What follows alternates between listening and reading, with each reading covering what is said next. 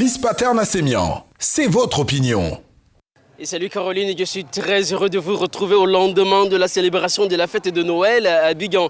J'espère que tout comme moi, vous avez passé d'agréables moments en famille. Nous sommes à Bata, dans le quartier de Cocody.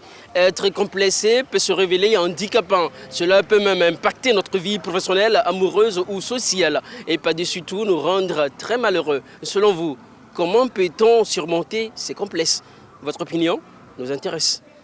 Quand quelque chose m'arrive que j'ai honte, j'ai réfléchi d'oublier ce que j'ai fait. Donc c'est mon moral qui fait que j'ai l'avantage sur le mal.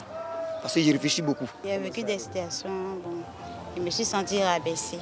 J'étais avec des amis, tout et tout. Bon, il y a une, je voulais l'adresser la parole, mais elle m'a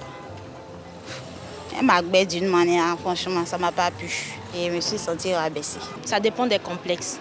Pour quelqu'un qui a un complexe, par exemple, physique, alors, au lieu de passer tout le temps à se plaindre, à penser, voilà, je ne marche pas bien, ou alors j'ai un vilain nez, par exemple, voilà, juste pour rire, tu peux plutôt penser positivement, voilà, valoriser, par exemple, ce que tu as de bien, faire sa propre thérapie. En faisant sa propre thérapie, voilà, tu relativises, voilà, tu prends la vie du bon côté, tu oublies le regard des autres, et puis bon, tu rentres dans l'autre petit à petit. Oui, plusieurs fois. Il y a plusieurs fois eu honte. Bon, surtout quand je suis dehors avec mes amis. Souvent j'ai honte parce que je me dis, on n'est pas du même rang social en fait. On n'est pas, je les vois un peu différentes par rapport à moi. Je les trouve souvent supérieures par rapport à moi. Donc du coup, j'ai souvent honte. Pour pouvoir vaincre ça, il faudrait d'abord être mieux d'abord dans la tête. D'abord, et puis éviter de se comparer aux autres. En fait, éviter de se comparer parce que la comparaison fait aussi que tu te sens tout le temps inutile, tout le temps petit en fait. Pas forcément, jamais je dirais.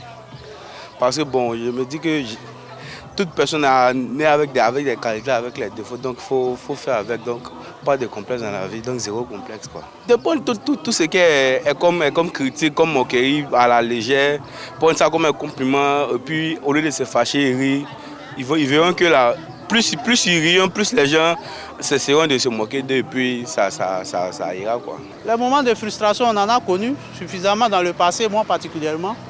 Suffisamment parce que quand les fêtes de fin d'année arrivent comme ça, en tant qu'un grand garçon, tu n'arrives pas à subvenir vraiment au minimum, aux besoins, c'est pas intéressant. Parce qu'il y a des moments où c'est un peu frustrant même d'en parler. Voilà. Les grands garçons comme nous, on a forcément une chérie quelque part.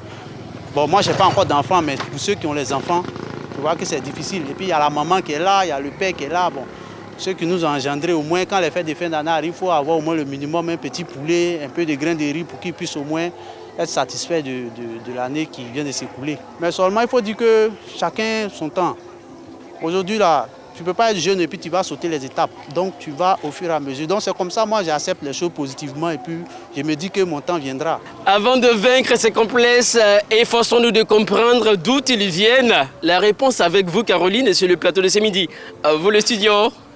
Merci infiniment, Paterne à Sémian. Alors, Marie a des